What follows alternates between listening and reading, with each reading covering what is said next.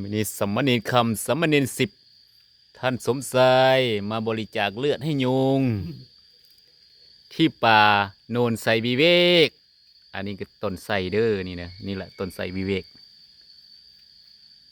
ต้นไทรโนนไซวิเวกป่าสาผีดิบบ้านนาน้ำ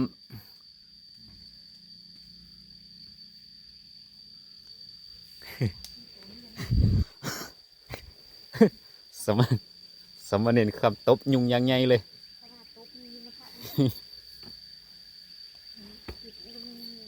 เก่ายังมันเลยจัวคำวะสมณเณรคำเก่าอย่างมันเลย